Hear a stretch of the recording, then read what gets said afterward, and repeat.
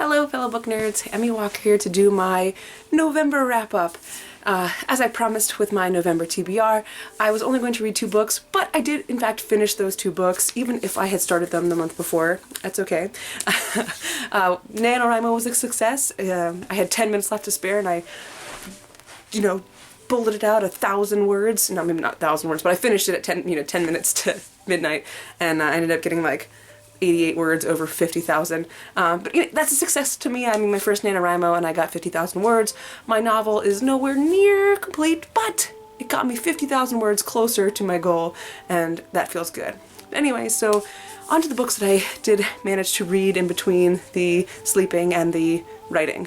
So I finished The Novice first, The Summoner Book 1 by Taran Matharu, and I gave this one a 2 out of 5 stars. Unfortunately, this one really wasn't for me. It had a really great premise. I didn't really get into the writing style very much. I couldn't find any connection with any of the characters. I just didn't really care about what happened to them, and I didn't really, I don't know, it was just, there was a lot of just very showy writing, or telling writing instead of showing, and I just didn't, unfortunately, the writing wasn't for me. It's a very cool premise, but I don't think I'll pick up the rest of the series, sadly. And the other book I finished was Inkheart by Cornelia Funke. That's how the girl says it. I listened to the audiobook, and that's how the woman reading it pronounces her last name, Funke. So I don't know if that's right, or she's just weird, or I don't know, but I always said funk. Anyway, so this, if you're not familiar with this book, is, I know I've spoken about it before, is father and daughter.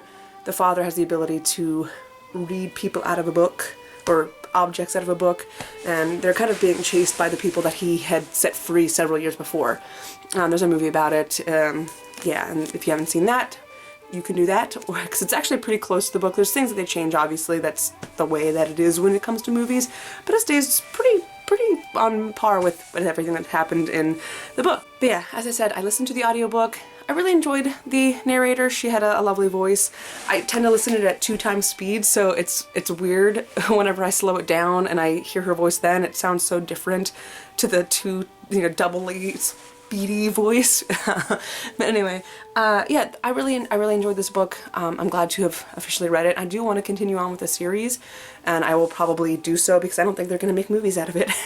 But yeah, there was a lot of very lovely phrases in here. I wrote a couple of them down just because I knew I'd forget them because they happened much earlier, like standing looking outside your children's window. There was a part in there when he was talking about Capricorn, who was our villain, and he would, I can't even remember now that I'm doing it, but it wouldn't be, like, that was his way of, like, threatening people. Like, he'd stand outside your children's window, and it just gave you a kind of a chill. Like, it's not so much that he threatens the children directly, but it's just the fact that they're standing out there, like, they're there and they could do something. It's a really creepy image that she puts in your head.